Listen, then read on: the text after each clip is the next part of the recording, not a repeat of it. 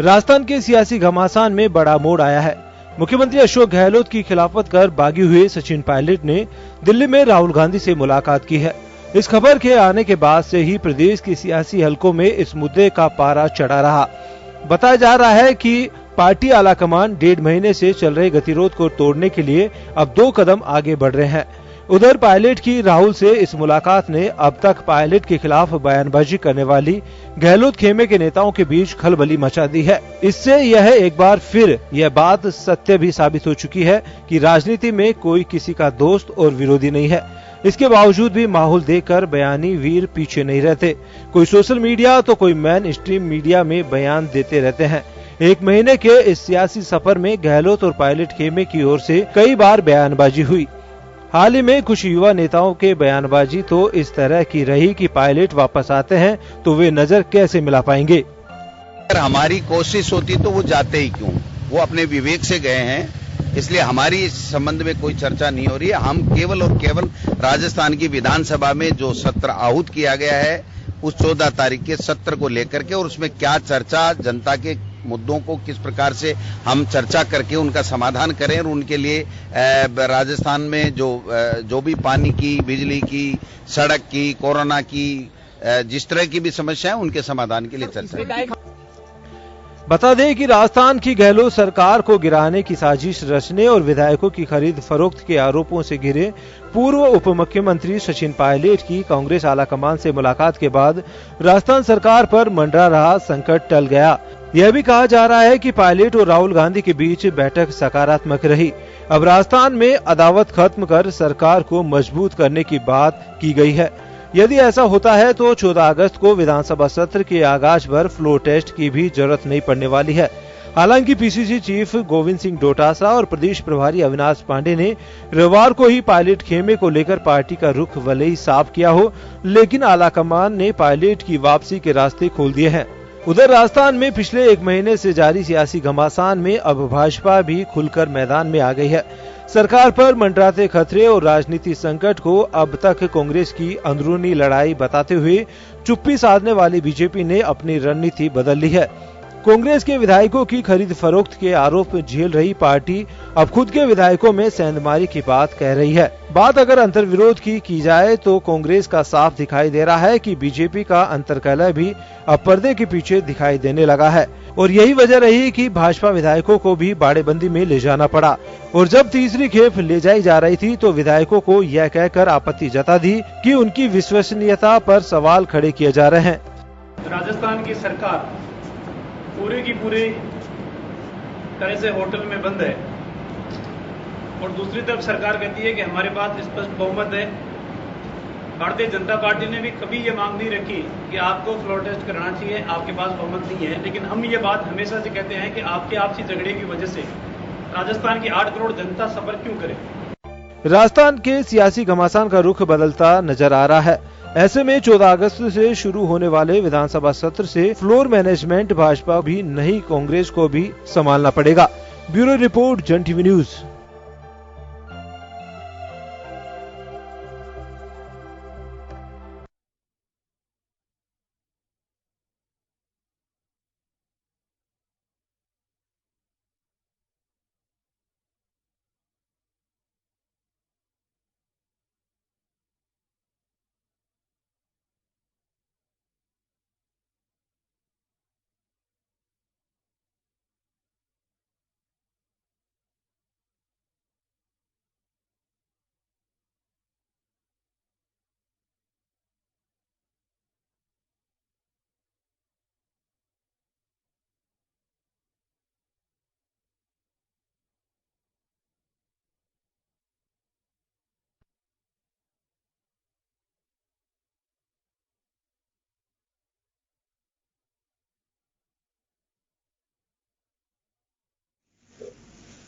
नमस्कार जन टीवी में स्वागत है आपका। मैं हूं योगेंद्र, आप देख रहे हैं खास खबर। खास खबर में बात करेंगे राजस्थान के सियासी घटनाक्रम को लेकर के। हम ये कह सकते हैं कि सियासी धड़कनें बढ़ती जा रही हैं।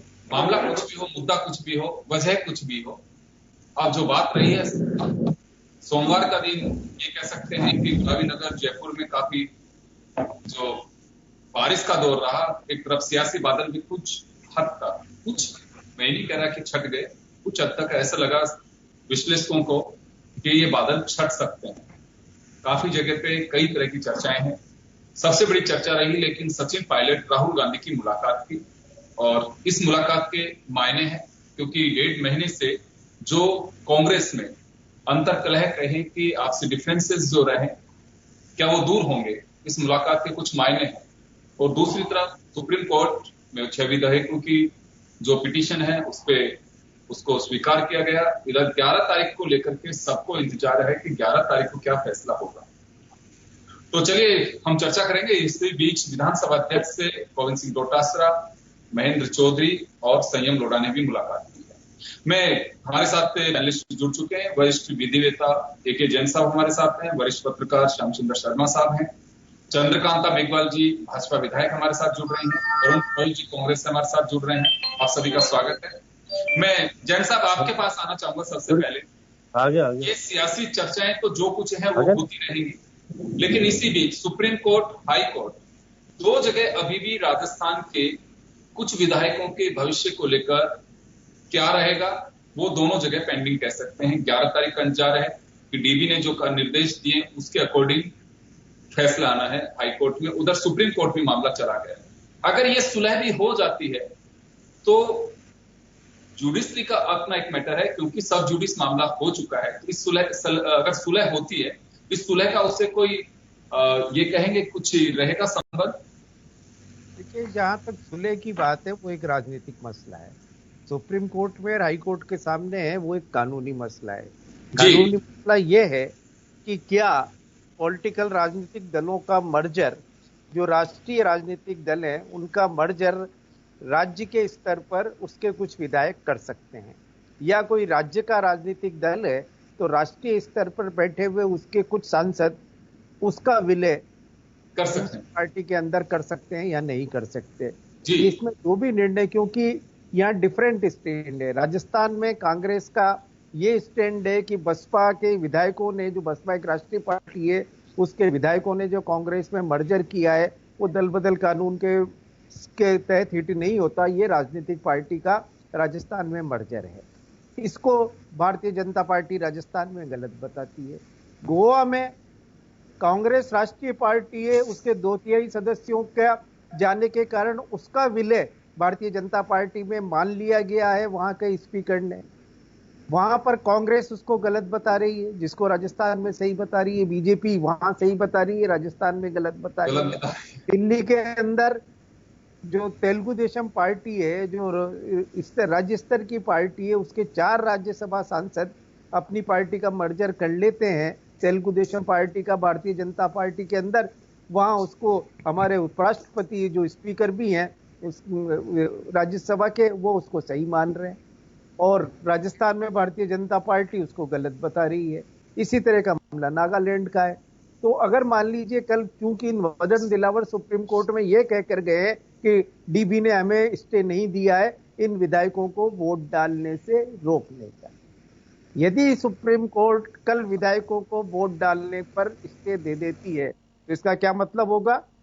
परसों उन 4 संसद सदस्यों पे वोट डालने पर भी स्टे दिया जाएगा जो राज्यसभा में तेलुगु देशम पार्टी के थे और भारतीय जनता पार्टी में मर्ज हो गए।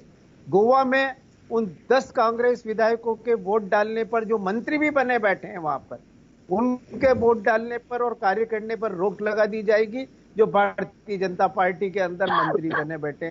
और ऐसा ही नागालैंड में होगा।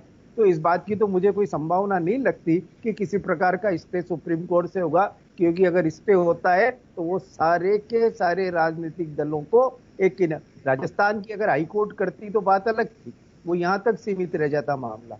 पर अगर सर्वोच्च न्यायालय देता है तो दूसरे दिन सर्वोच्च न्यायालय और मामलों में स्टे देने से मना नहीं कर सकता, क्योंकि गोवा के मामले भी वहां लगे हुए हैं। और कल जो याचिका लगी हुई है वो ये भी लगी हुई है कि राजस्थान की याचिका भी गोवा की याचिका के साथ जोड़ ली जाए। और इसीलिए वहां पर जो कपिल सिब्बल अमूमन कांग्रेस की तरफ पैरवी करने आते हैं, वो वहां पैरवी नहीं कर रहे हैं बसपा के विधायकों की। वो कर भी नहीं सकते, क्योंकि यहाँ बसपा के विधायक से जो उनका स्टैंड कुछ और है और कांग्रेस का स्टैंड कुछ और है। तो यहाँ उनको लॉयर भी अपने दूसरे करने पड़ेंगे या करने होंगे। तो ये एक स्थिति है, पर ये राजनीतिक रूप से ही मामला सुलझेगा और कि इसमें कानूनी रूप से, पर यह बात है कि इस मामले में अब भविष्य में तय हो जाएगा कि राजनीतिक पॉलिटिकल दल मर्ज कर सकते हैं कि नहीं कर सकते हैं। बिल्कुल, जिसका इंतजार है, क्योंकि राजनीतिक दलों ने अपने स्तर पे रास्ते निकाले। अगर मैं कर रहा हूं तो सही, श्याम जी कर रहे हैं गलत, श्याम जी जो अपने स्तर पे कर रहे हैं वो सही, जैन साहब कर रहे हैं वो गलत है। कर वही रहे, श्याम जी भी वही कर रहे हैं जो जैन साहब कर रहे हैं, मैं भी वही कर रहा हूं जो आप लोग कर रहे हैं। तो कुल मिलाकर के है कि देश के लिए राजस्थान का ये मैटर, जहां और भी स्टेट्स के मैटर सब जुडिस है, मुझे लगता है एक नजीर बन सकता है। और सुप्रीम कोर्ट भी लगता है कि अब इस पे कोई ना कोई गाइडलाइन जारी करेगा, क्योंकि जब कानून ऑलरेडी बन चुका है, लेकिन कानून बनने के बाद भी हमने उसमें गलियां निकाल दी अपने अकॉर्डिंग। विधानसभा अध्यक्ष, राज्यसभा के सभापति अपने हिसाब से कह रहे हैं कि बिल्कुल ये जो कुछ हुआ है मर्जर वो ठीक है। तो इससे लगता है कि पार्टी जो चाह रही है, विक्रमादित्य के सिंहासन पे बैठे सभापति भी उसी तरह से चल रहे हैं, अध्यक्ष भी उसी तरह से चल रहे हैं जैसे पार्टियां चाह रही है। मैसेज जा रहा है, मैं नहीं कह रहा, एक मैसेज जा रहा है इस तरह का। चले श्याम जी, आपके पास आना चाहूंगा मैं। सोनिया गांधी से मुलाकात का कुछ, जैसे हम डिबेट कर रहे हैं उस समय तक कोई जानकारी नहीं मिल पा रही, लेकिन राहुल और सचिन पायलट की मुलाकात की चर्चाएं काफी रही। इस मुलाकात के निश्चित रूप से कुछ मायने हैं। तो ये माना जा सकता है कि 14 तारीख से पहले ये जो अंतरकलह के बादल है वो छट सकते हैं। कुछ लग रहा है आपको ऐसा?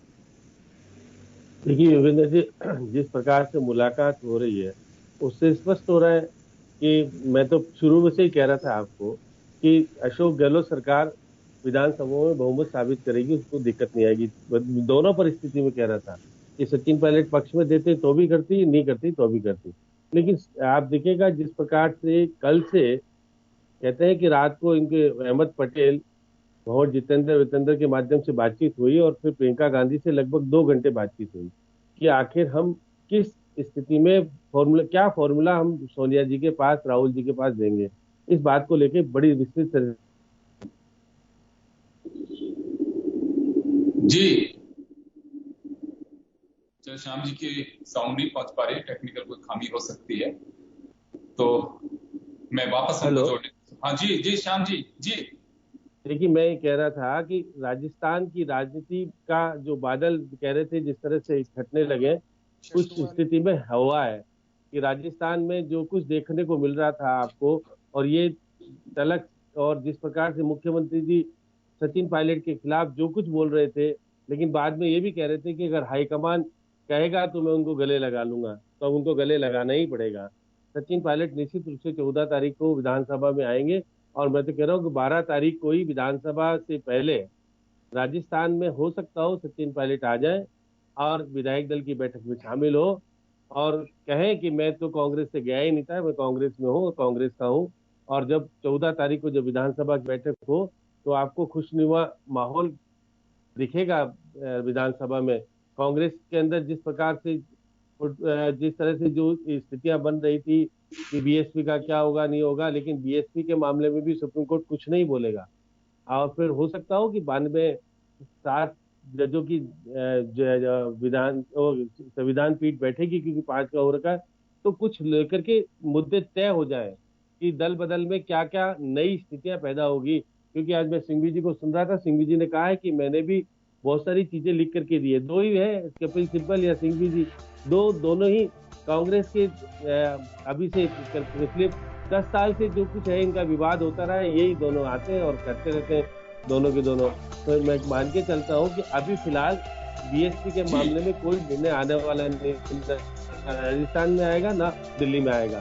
तो अभी 6 लोगों को विधानसभा अध्यक्ष का निर्देश चलेगा वहाँ उनको वोट देने का, क्योंकि मैं तो कह रहा हूँ जरूरत ही नहीं पड़ेगी, क्योंकि जिस तरह का माहौल विधानसभा में देखने को मिलेगा बिल्कुल वहां पर ना तो बीजेपी तस्वीर बदलती दिखाई देगी, ये तस्वीर बदलती दिखाई देगी अगर ये सुलह होती है। तो देखिए हमारे यहाँ पे घटनाक्रम तो करीब जब घटना घटती है और उसका रिजल्ट दिखाई नहीं देता है, तो तब लगता है कि आखिर होगा क्या। हम भी रोज जब डिबेट करते थे, खास खबर का जब एंड करते थे, तो यही कहते थे कि राजस्थान की राजनीति हर दिन हर पल एक नई करवट ले रही है, एक नई दिशा में जा रही है।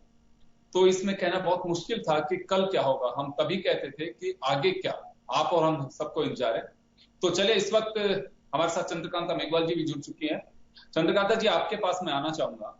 चलिए, बीजेपी कांग्रेस का, माफ करिए, कांग्रेस का अंतरकलह दिखाई दे रहा था। सचिन पायलट और अशोक गहलोत दो खेमों में बटे हुए थे, इस वजह से बाड़ेबंदी दोनों को करनी पड़ी। लेकिन बीजेपी की बाड़ेबंदी अभी तक भी प्रदेश में किसी के समझ में नहीं आ रही। बीजेपी को बाड़ेबंदी करने की जरूरत क्या पड़ गई? देखिए, जहां तक बीजेपी की बाड़ेबंदी की बात की जा रही है, सरासर इसे मैं खारिज करना चाहूंगी।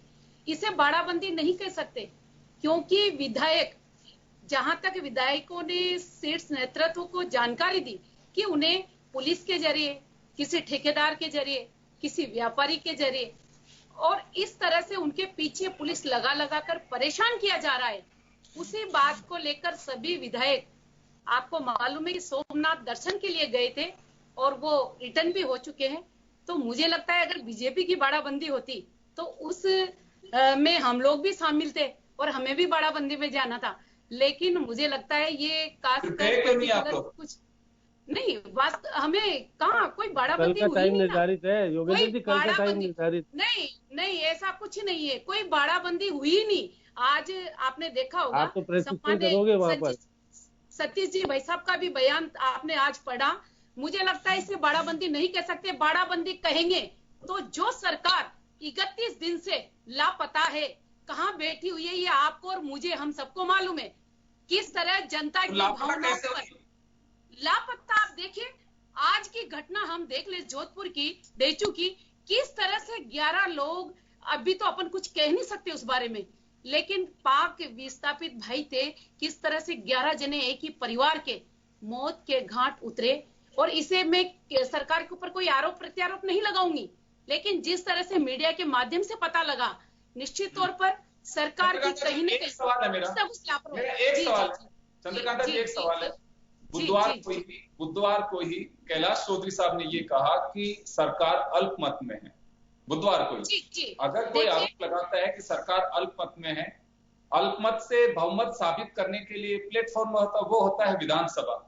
आज ही आपकी पार्टी के तमाम नेता कह रहे हैं कि किसने कहा कि सरकार अल्पमत में है या सरकार बहुमत क्यों पेश करना कहीं नहीं रहे। तो बहुमत पे देखिए, आप आरोप भी लगा रहे हैं कि अल्पमत में है सरकार, और ये भी कह रहे हैं कि फ्लोर टेस्ट की कोई आवश्यकता ही नहीं है। तो दो बातें, या तो स्वीकार करिए कि गहलोत के पास में मेजोरिटी है पूरी।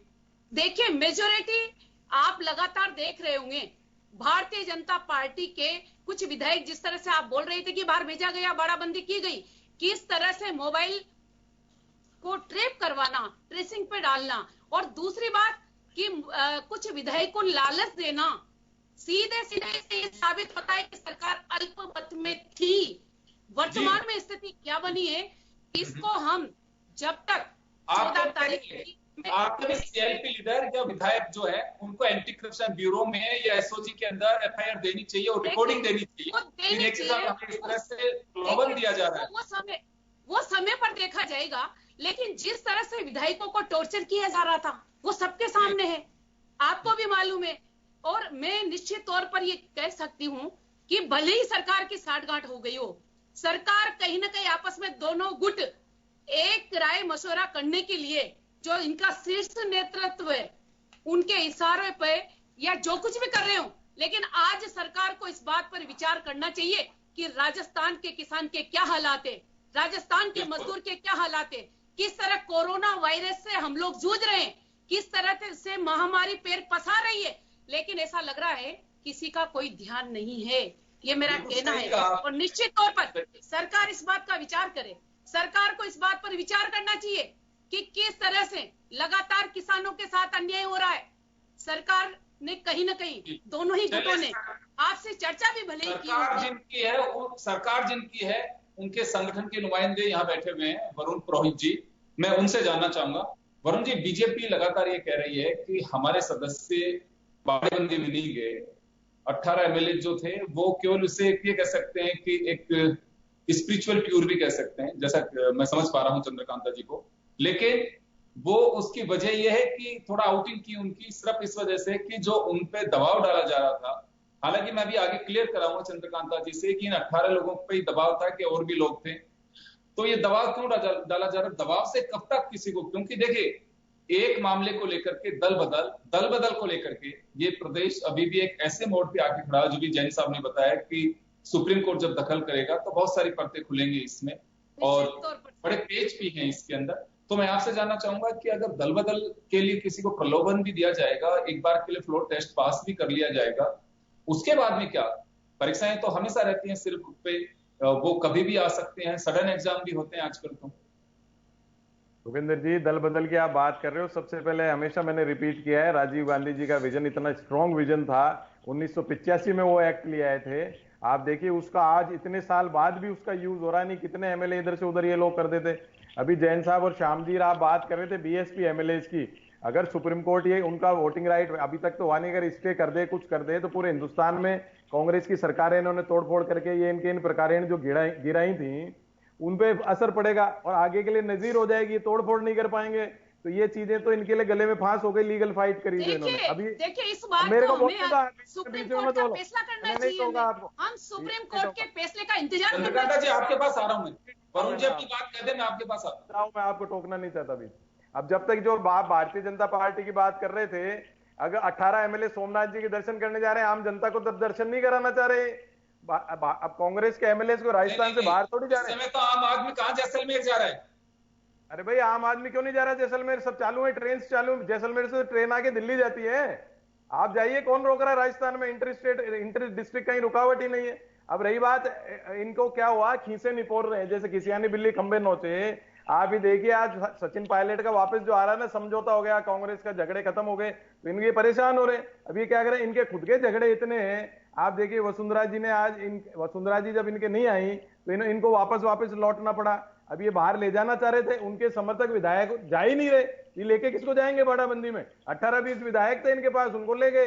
अब नाम कह रहे हैं साहब सोमनाथ दर्शन को गए थे। अरे भाई वो मानेसर में गए थे, वो किसका दर्शन करने गए थे? खट्टर साहब का दर्शन करने थोड़ी गए थे। तो ये सब चीजें सबको पता है कि क्या वकील इनके स्पॉन्सर कर रहे हैं, क्या कर रहे हैं। आज इनका सारा काम चौपट हो गया। अब ये क्या बोलेंगे? इनके पास फेस सेविंग का कोई मतलब कोई चारा ही नहीं है, फेस सेव नहीं कर पा रहे। इसलिए अब आज इनके अभी सतीश जी की बात कर रहे थे, उन्होंने खुद ने, मैंने टीवी पे देखा, उन्होंने कहा साहब 36 का आंकड़ा है हनुमान बेनीवाल वसुंधरा जी में, तो हम उसको 63 का बनाएंगे। तो भाई आप खुद ही एक्सेप्ट कर रहे हो, आपके झगड़ा चल रहा है आपके खुद के गुटों में। तो ये कांग्रेस का कोई झगड़ा नहीं, कांग्रेस एक लोकतांत्रिक पार्टी है।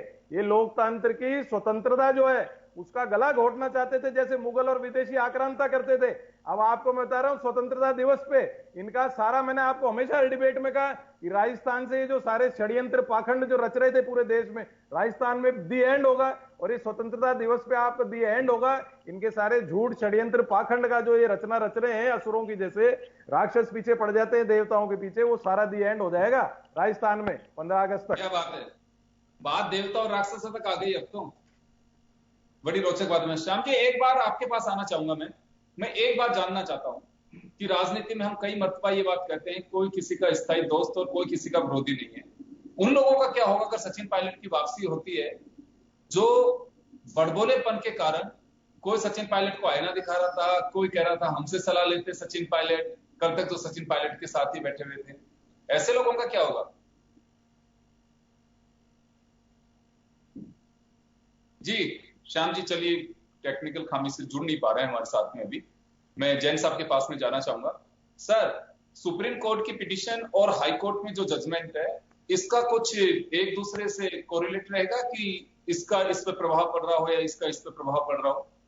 देखिए निश्चित रूप से मामला एक ही है, एक दूसरे से प्रभाव तो पड़ता ही है। और सुप्रीम कोर्ट का निर्णय तो हर हाई कोर्ट पर बाइंडिंग है पूरे देश। बिल्कुल। और निश्चित रूप से, परंतु अभी तक सुप्रीम कोर्ट ने किसी प्रकार की रोक नहीं लगाई है राजस्थान में चल रही कार्रवाई। हाँ, ना निर्देश दिया किसी तरह का भी। वहां पर मदन दिलावर गए हैं कि हमें स्टे दिया जाए। वो स्टे ऑलरेडी कल 11 तारीख को यहाँ भी लगा हुआ है। वही स्टे की सुनवाई कल सुप्रीम कोर्ट में होगी। तो जो अब तक की नॉर्मल प्रक्रिया होती है वो ये कहती है, सुप्रीम कोर्ट ये कहती है कि भाई पहले आप हाई कोर्ट में तय करा के आइए, उसके बाद हम इसमें करेंगे। परंतु इसके साथ साथ ये दूसरी याचिका बसपा के जो कांग्रेस में आए हुए विधायक उनकी लगी हुई है कि इस मामले को ही सुप्रीम कोर्ट विड्रॉ करके अपने पास ले ले, क्योंकि और इसी तरीके के संबंधित मामले सुप्रीम कोर्ट में लंबित है। यदि ये सुप्रीम कोर्ट ये मानने को तैयार हो जाता है तो ऐसी परिस्थिति में फिर स्टे याचिका की सुनवाई भी सुप्रीम कोर्ट ही करेगा, क्योंकि हाई कोर्ट से तो वो मामले को विड्रॉ कर लेंगे। तो इसलिए कल बहुत कुछ डिपेंड करता है कि सुप्रीम कोर्ट इस मामले में क्या रुख लेता है। इधर हाई कोर्ट पाबंद है, उन्हें कल बहस सुनना होगा। डीवी ने उनसे कॉन्फिडेंस व्यक्त किया कि वो स्टे एप्लीकेशन को सुनेंगे और स्टे, परंतु मुझे लग रहा है कि ये जो झगड़ा 14 अगस्त का है जी, वो कानूनी रूप से नहीं सुलझेगा, वो तो विधानसभा के अंदर ही सुलझेगा। कानूनी रूप से तो भविष्य के लिए एक लाइन जरूर बनेगी, लेकिन वो एक निर्णायक भूमिका में होगा सर, ये कह सकते हैं, ये भी एक निर्णायक भूमिका में होगा, ताकि भविष्य में इस तरह के मैटर्स जो हो रहे हैं, शॉर्टकट मेथड अपनाए जा रहे हैं और अपने आप को जस्टिफाई किए जा रहे हैं, उस पर लगाम लग सके, ये कहा जा सकता है। निश्चित रूप से कि इसमें जो भी फैसला आएगा उससे कम से कम ये तय हो जाएगा कि ये जो अनुच्छेद 10 का शेड्यूल 10 का जो सेक्शन 4 और 4(2) है, उसका क्या मतलब है। आप पॉलिटिकल पार्टी का मर्जर किसको मानेंगे? क्या विधायकों को ये छूट है कि अपनी पार्टी के विपरीत जाके वो मर्जर कर लें, या मर्जर सिर्फ पार्टी के पदाधिकारी ही करेंगे, विधायकों को ऐसी छूट नहीं है इस मामले में। क्योंकि पंजाब एंड हरियाणा का एक निर्णय है, वो इस मामले में विपरीत है। उसमें ये माना है कि विधायक दल अपने निर्णय ले सकता है, डिमनिंग क्लॉज है, और वो पार्टी का मर्जर माना जाएगा, वो भी सुप्रीम कोर्ट के सामने जाएगा सारा। तो ये सारे मामले अब सुप्रीम कोर्ट में जाने और वहीं ये तय होना है कि ये जो मर्जर की भूल भुलैया है ये किस प्रकार को लेगी। जी बिल्कुल, आप लोग बने रहिए हमारे साथ में, ये चर्चा जारी रखेंगे, छोटे से ब्रेक के लिए रुकें।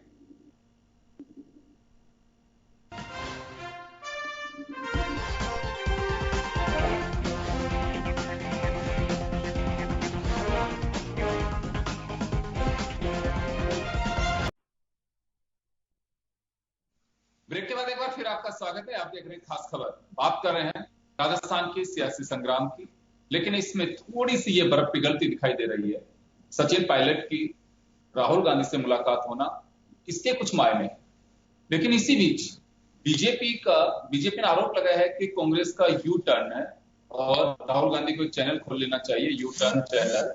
लेकिन बात केवल कांग्रेस के यू टर्न की नहीं है, बात बीजेपी के यू टर्न की भी है। चंद्रकांता जी, मैं ब्रेक से पहले भी आपसे एक मेरा सवाल था, मैं सिर्फ उस पर छोटा सा एक मैं करके सवाल और आपसे उत्तर चाहूंगा सटीक उसी में। ये यू टर्न कांग्रेस का नहीं है, बीजेपी का नहीं है। बीजेपी जो ये कह रही थी अब तक कि अल्पमत में है सरकार, लिहाजा सरकार को सत्ता छोड़ देनी चाहिए। अगर कोई कहे कि नहीं मेरे पास में मेजोरिटी है, तो उसका एक ही प्लेटफॉर्म में किया, तो गवर्नर के सामने परेड कराए, या फिर फ्लोर टेस्ट के लिए विधानसभा जाना चाहिए। अभी जैसे आपकी पार्टी के नेता कह रहे हैं कि नहीं, फ्लोर टेस्ट की कोई आवश्यकता ही नहीं है। ये अचानक बीजेपी का जो स्टैंड है, ये क्यों बदला गया? मैं यू टर्न नहीं कहूंगा, मैं तो इसे स्टैंड में बदलाव कहूंगा कि बीजेपी का स्टैंड बदल रहा है। ऐसा क्यों? बीजेपी का इसमें कोई यू टर्न नहीं है। सबसे पहले तो मैं इस बात का जवाब देना चाहूंगी, मेरे भाई कांग्रेस के विराजमान है आपके पास कार्यकर्ता, उनका कहना था कि जैसलमेर में आम जनता भी जा सकती है और सरकार वहां बैठी है। वो जवाब दे दीजिए मेरे सवाल का जवाब। आप बिल्कुल यू टर्न की हम लोग बात कर रहे हैं। भारतीय जनता पार्टी कोई यू टर्न पे नहीं आई। आज मीडिया के माध्यम से जिस तरह से हमने सम्माननीय सीएम साहब गहलोत जी की जो चिट्ठी का जिक्र किया, उससे निश्चित तौर पर यह लगता है कि कहीं ना कहीं कांग्रेस यू टर्न पे है। किस तरह से विधायकों को भावुक कर देने वाली चिट्ठी लिखना और उसके बाद विधायकों के पास पहुंचने के बाद जिस तरह के तेवर दिखना, मैं कहूंगी कि भारतीय जनता पार्टी कोई यू टर्न पर नहीं है। और निश्चित तौर पर कहीं ना कहीं फिर दोबारा से दोहराऊंगी इस बात को कि इन दोनों गुटों में जो बातचीत हो रही है, जिस तरह से मीडिया के माध्यम से पता लगा, सोशल मीडिया के, मैं कहूंगी मीडिया का तो इसमें कुछ अभी अपन स्पष्ट कह नहीं सकते, लेकिन सोशल मीडिया के माध्यम से जिस तरह की खबरें आ रही है, मुझे तो ये चंद्रकांता जी, मेरा बहुत सिंपल सा सवाल है, बहुत छोटा सा सवाल है। मैं तो ये जानना चाह रहा हूँ कि दो बातें हैं, या तो आप लोग इसको खारिज करिए कि सरकार अल्पमत में है, इसे खारिज करिए क्योंकि आप लोग आरोप लगा चुके हैं, या ये स्वीकार करिए कि हाँ बिल्कुल इस समय नॉर्मल जो सेशन होता है उस तरह से होगा और अशोक गहलोत के पास में मेजोरिटी है, हमने कोई उंगली नहीं उठाई। तो दोनों बातों से एक तो आपको स्वीकार करनी होगी। हाँ, मेरा इसमें ये कहना है कि अभी भी जिस तरह से सीएम साहब ने एक, मैं कहूंगी उप मुख्यमंत्री जी को जिस लैंग्वेज में जिन शब्दों में मैं कहूंगी एक जनप्रतिनिधि की जो मर्यादा है उसको तार तार करने वाले शब्द थे, उसके बाद जो हालात है हम स्पष्ट नहीं कह सकते अभी भी कि वास्तव में बहुमत के साथ सरकार है। मैं फिर आपको कहूंगी तो आप मान रहे आने वाली 11 तारीख को किस तरह से सुप्रीम कोर्ट फैसला देता है, हाई कोर्ट देगा अभी तो फैसला। जी हाई कोर्ट देगा, और हाई कोर्ट के फैसले देने के बाद अभी एकल पीठ को भी वहां पर भी स्टे के लिए लगाया हुआ है सम्मान्य मदन जी दिलावर के द्वारा, तो निश्चित तौर पर उसके बाद ही तय होगा। और मैं कहूंगी कि यू टर्न वाली बीजेपी में कोई बात नहीं है। जिस तरह से जो हालात बने थे उन हालातों के आधार पर अगर कोई बात कही गई है, मैं कहूंगी इसमें कोई यू टर्न लेने की बात नहीं है। मैं स्पष्ट इस बात को कर देना चाहती हूं कि सरकार जिन हालातों में बैठी थी, अगर आज इनके आपसी तालमेल के साथ दोनों गुटों का कहीं ना कहीं समझौते की बात सामने नहीं आती, तो किन हालातों में सरकार थी ये आपने हमने देखा है। राजस्थान के क्या हालात हो रहे थे, कोई सुनने वाला नहीं था इस तरह के। और फिर भी आने वाले समय में हमें लेकिन हमारे ये कहा जाता है कि अंत भला तो सब भला। अगर 14 तारीख से पहले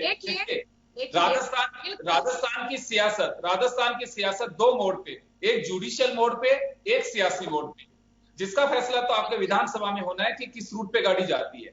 जैसे अभी जैन साहब ने क्लियर कराना जन टीवी के दर्शकों को, इस वजह से हमने लाजमी समझा कि अभी भी अगर सचिन पायलट अशोक गहलोत में पैचअप होता है, ये पिटिशन जो फाइल हो रखी है ये आज भी स्टैंड करेंगी और ये देश के लिए नजीर बनेंगी। फैसला आना होगा, या तो आप विड्रॉ करिए उसको, या अगर नहीं है तो हमेशा के लिए एक नजीर बनेगी। दो मोड़ पे, दो ट्रैक पे राजस्थान की सियासी पारी खेली जा रही है, एक जुडिशियल पार्ट पे, दूसरा आपका लेजिस्लेचर पार्ट पे जो 14 तारीख को शुरू होगा। मैं श्याम जी आपके पास आना चाहूंगा, दोनों एक दूसरे पे बात कर रहे हैं। अभी बीजेपी कह रही है कि कांग्रेस यू टर्न पे है सचिन पायलट की वापसी को लेकर के, और यही कांग्रेस कह रही है कि बीजेपी यू टर्न पे है, कि जो बीजेपी कल तक हम पे अल्पमत में सरकार होने का आरोप जड़ रही थी, अब कह रहे हैं कि फ्लोर टेस्ट के कोई फायदा नहीं है। क्यों फ्लोर टेस्ट हुआ जा रहा है, तो इसे कैसे देखूं? अशोक गहलोत सेफ है? देखिए योगेंद्र जी, पहले तो चंद्रकांत जी को बधाई देता हूं कि वो कार्यकारिणी प्रदेश में आई है और वो अच्छा है, लेकिन ये अपने टाइम को भूल गई हैं कि वसुंधरा सरकार के समय में इनकी क्या हालात हुई थी, किस तरह से पुलिस ने क्या किया था, ये बोल नहीं पाएंगी। जब हालात तो सब जगह एक जैसे है, लेकिन इसको छिपाने का प्रयास करें, क्योंकि बीजेपी में जिस प्रकार के हालात है, वसुंधरा जी कह दे वसुंधरा जी क्या क्या आई हैं। अब इनको पता होगा कि वो राजनाथ जी से क्या बात करके आई है, जेपी नड्डा जी से क्या बात करके आई है। वो करके आई है ना, उन्हीं के लोगों को ढूंढ के ले गए।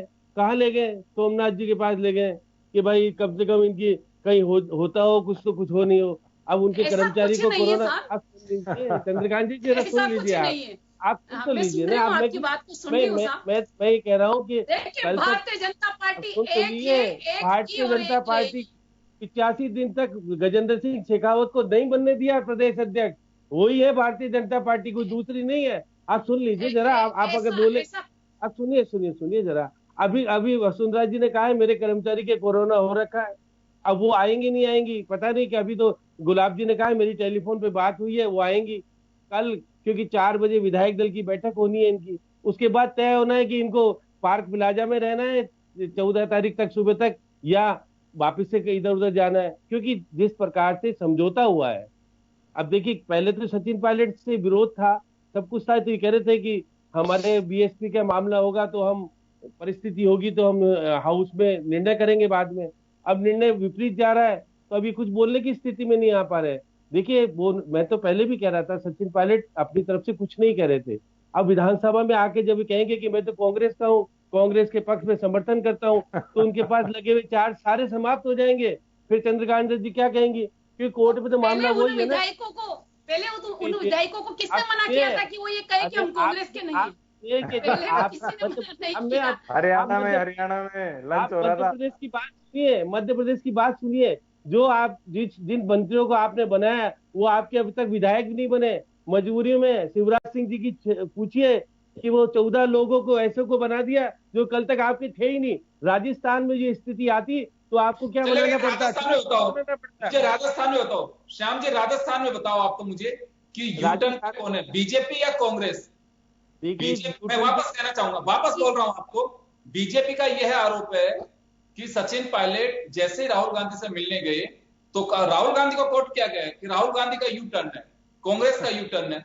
दूसरी तरफ कांग्रेस ये कह रही है कि बीजेपी का यू टर्न है। कल तक हम पे जो अल्पमत में आने का आरोप लगा रहे थे, अभी भी चंद्रकांता जी कह रहे हैं कि मैं पूरी तरह से नहीं कहती कि बहुमत है सरकार के पास में, तो अगर नहीं है तो बीजेपी इससे पीछे हट रही है। अभी इन्हीं के स्पोक्स पर्सन रामलाल जी ने कहा है कि हमने कब कहा कि फ्लोर टेस्ट की आवश्यकता है, तो इसे कैसे देखूं मैं, कौन यू टर्न पे?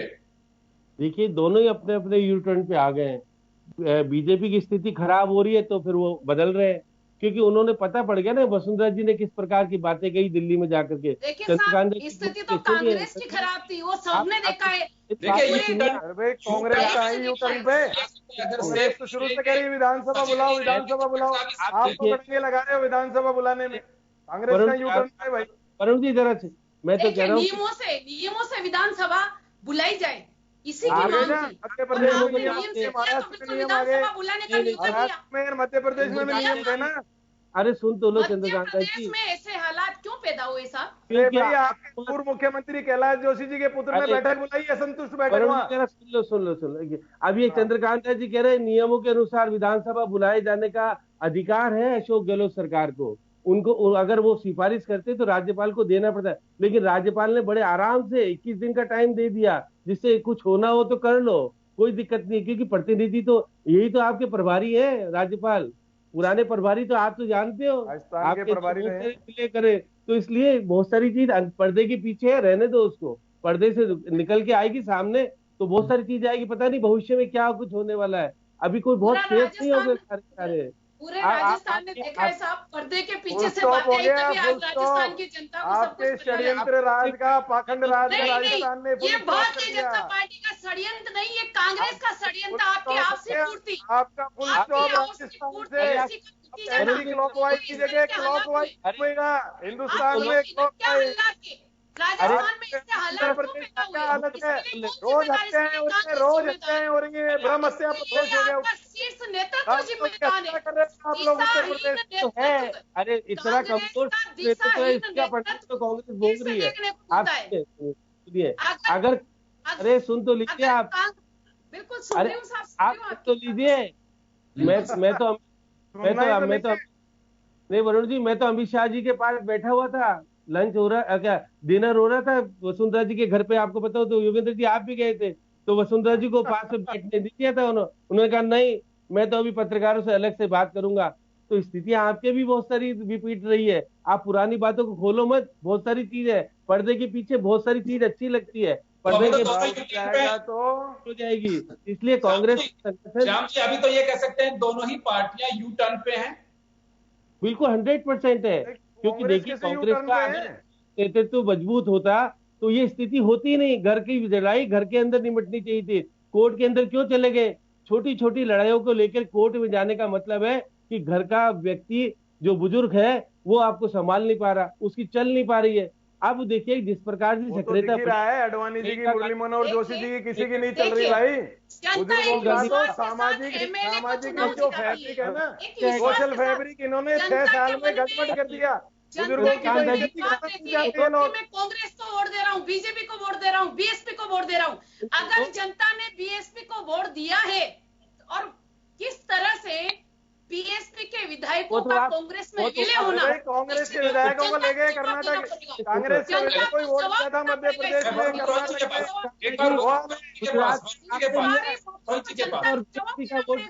राज्यसभा में, राज्यसभा के चुनाव में बीएसपी का भी आपने वोट लिया है और सपा का भी वोट लिया है, ये आप मत भूल क्यों जा रहे हो? आप अपने यहाँ पर जब आते हो तो कुछ और, जब आपके पक्ष में आता है तो कुछ और। आपने लिया है ना बीएसपी का वोट और सपा का वोट लिया है गुजरात में, तो राज्यसभा में आप भूल गए हो। इतनी भी खिंचाई मत करो श्याम जी, इतनी भी खिंचाई मत करो। एक बड़ी खबर बोल रहा हूँ आपको, एक बड़ी खबर आप लोगों को देना चाहूंगा, एक बड़ी खबर देना चाहूंगा कि भंवरलाल शर्मा जिन पे एसओजी और एसीबी में मामला दर्ज हुआ वो मुख्यमंत्री निवास पहुंचे हैं। एक बड़ी खबर इसे कही जा सकती है। तो श्याम जी एक रिएक्शन लूंगा। भंवरलाल शर्मा अगर पहुंच रहे हैं मुख्यमंत्री अशोक गहलोत के पास तो समझ सकते हैं कि जो बरसात इस वक्त हम डिस्कशन कर रहे हैं, जब जो बारिश का दौर चल रहा है, शायद बादल छटते दिखाई दे रहे हैं पूरी तरह से। एक तरफ इधर बादल मौसम के छट रहे हैं, उधर कांग्रेस के छट रहे हैं, ये कह सकते हैं इसे। अब देखिएगा कि अगर जिसके ऊपर आरोप लग रहे थे, आज खुशवीर सिंह के ऊपर भी आरोप लगे, अब तो ये बादल खुद ही कहेंगे छट गए। चंद्रकांता जी मना नहीं करेंगी, ये कहेंगे विधानसभा में बड़े आराम से खुशनुमा माहौल होगा इनका, और इनका होगा नहीं होगा पता नहीं। वसुंधरा जी आएंगे नहीं आएंगे। राजस्थान का दुर्भाग्य है कि भंवरलाल जी के ऊपर कितने आरोप, उनकी आवाजें आपके मंत्रियों पे कितने आरोप, आपके मंत्रियों पे कितने आरोप, कितने सांसदों के ऊपर आरोप अभी जैन साहब बता देंगे। चंद्रकांता जी लगने के बाद स्वाभिमान भी कोई चीज होती है साहब, स्वाभिमान। अगली बार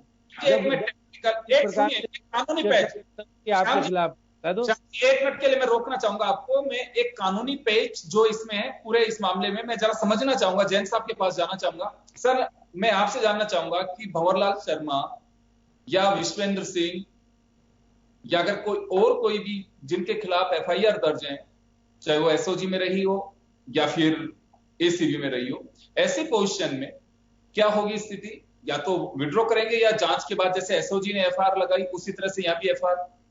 क्योंकि देखिए आप कह चुके हैं कि ये केस वैसे तो जुडिशियल मैटर है, कानून तो यही कहता है कि एफआईआर दर्ज होगी तो जांच करिए, लेकिन ये भी ये कहा जा सकता है कि जैसे एक बार आपने जिक्र किया कि तो अग्रिम संगठन हो गई है जांच एजेंसियां, तो ये तो तय मान के चल सकते हैं कि केवल और केवल पॉलिटिकल स्टैंड था एक तरह से कि किसी को दबाना जाना, चाहे ईडी की कार्रवाई हो, चाहे आईटी की कार्रवाई हो या फिर एसओजी इनकम एसीबी जो भी कार्रवाइयां हैं, तो इसमें वापसी का क्या रास्ता है? क्योंकि ये एक तरफ तो एनआईए की जांच तक चला गया मामला, दूसरी तरफ एसीबी के अंदर नामजद भी है।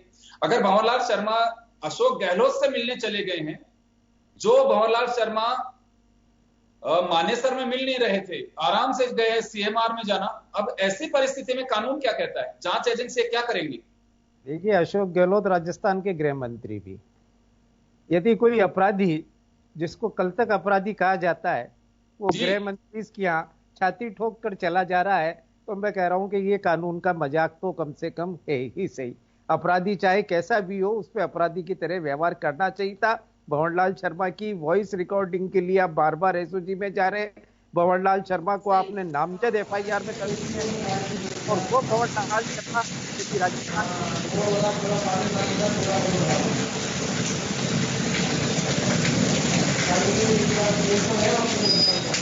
पड़ेगा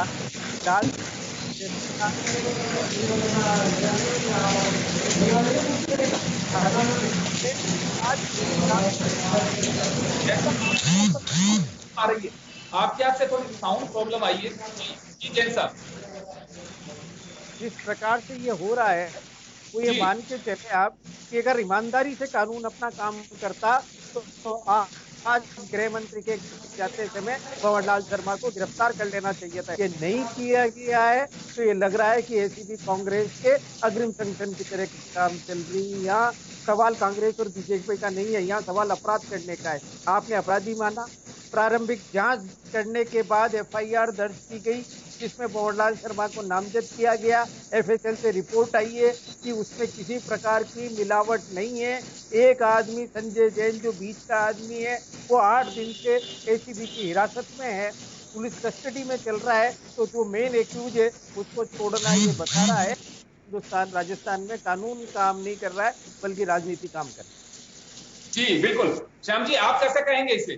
भंवरलाल शर्मा का जाना एक चौंकाने वाला तो नहीं कह सकता लेकिन एक बड़ी खबर इसे कह सकते हैं। देखिए योगेंद्र जी, जब जैन साहब ने कहा, देखिए जिस प्रकार से पहले एसओजी ने मामला वापस ले लिया, न्यायालय ने अनुमति दे दी, अब एसीबी के पास मामला रहा तो एसओजी का वाला मामला तो एफआईआर लग गई तो जैन साहब उसके बाद तो मामला खत्म हो जाता है।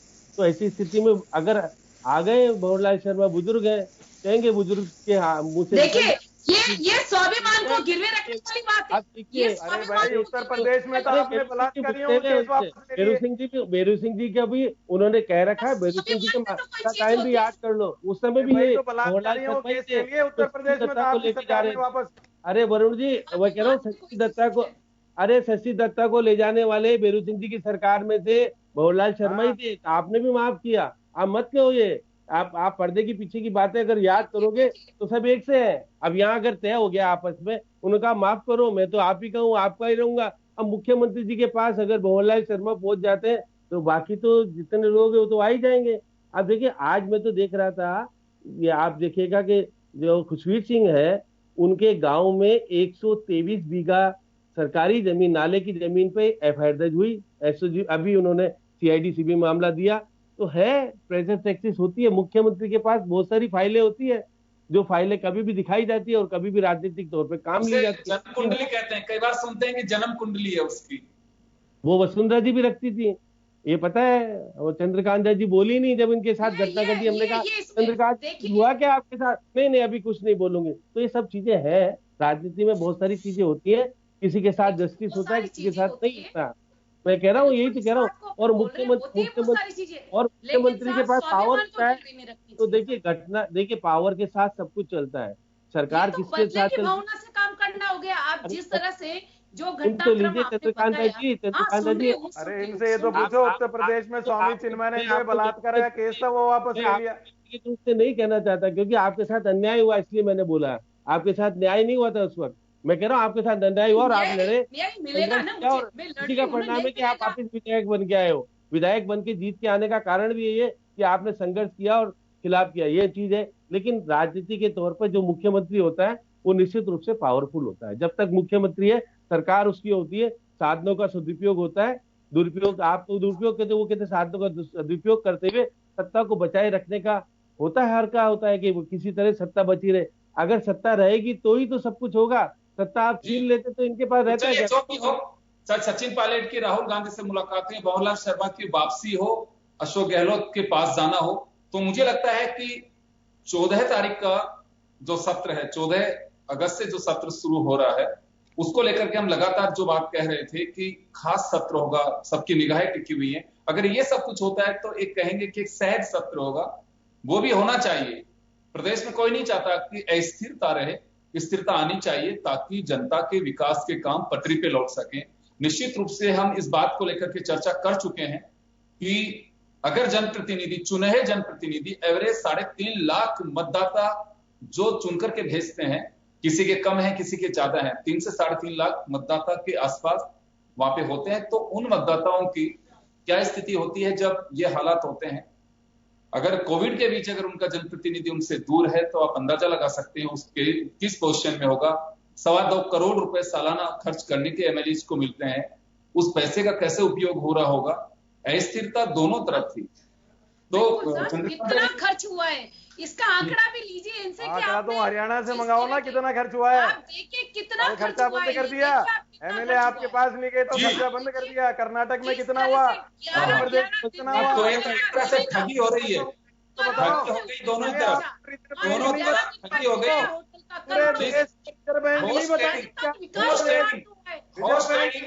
जिन बोर्डों को घास खिलाया उन्हें आवश्यकता नहीं थी दौड़ की। कर्जा माफ करेंगे, कौन सा कर्जा माफ करेंगे? आपके दूसरा क्वार्टर हो गया।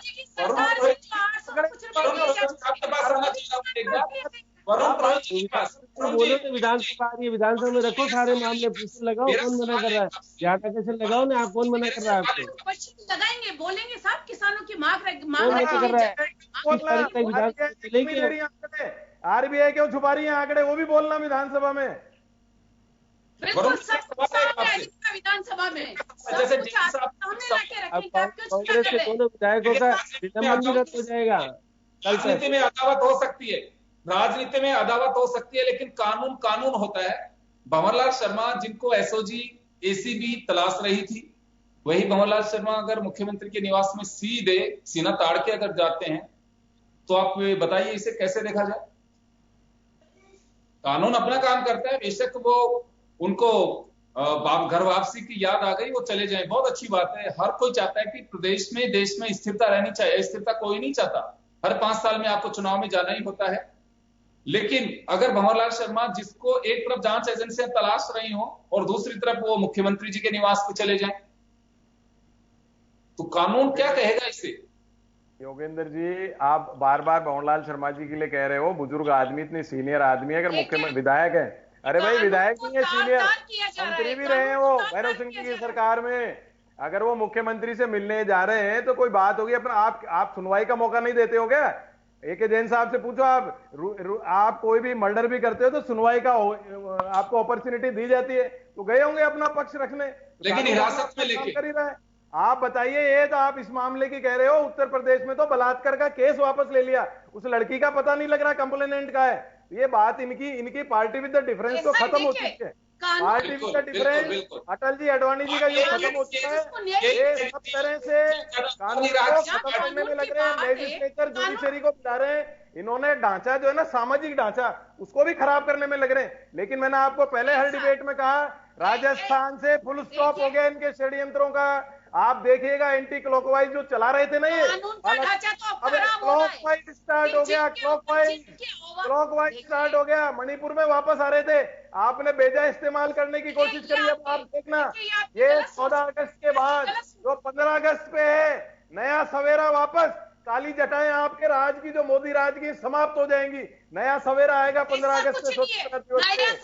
आपने तो षड्यंत्र और पाखंड और झूठ की राजनीति देश में फैलाई है। ये वापस मैं रोकना चाहूंगा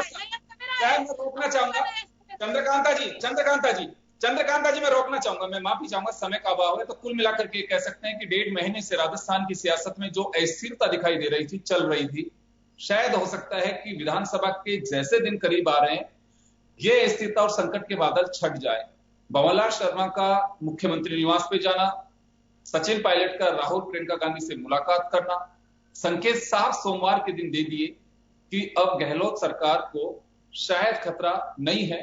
और जैसे हमारे विश्लेषक श्याम सुंदर शर्मा साहब ने भी बताया कि बादल छट चुके हैं, लिहाजा सत्र रहेगा, जिस सत्र को खास कहा जा रहा था। लेकिन अभी भी ये तो बात हुई कि आपकी सियासी ग्राउंड पे आप अच्छी पारी खेल करके एक बार के लिए आप जीत सकते हैं, विक्ट्री साइन दिखा सकते हैं, लेकिन पिक्चर अभी भी बाकी है।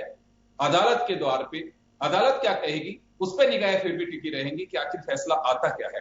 जैसे जैन साहब ने कहा कि यह फैसला एक नजीर बनेगा, बेशक ये यहाँ पे सारा सेटअप हो, लेकिन जब फाइल हो चुका है केस, तो निश्चित रूप से एक राज्य का मामला नहीं है, कई राज्यों की पेंडेंसी है, एक साथ क्लब करके शायद उस पर कोई जजमेंट आएगा, उसका भी सबको इंतजार है।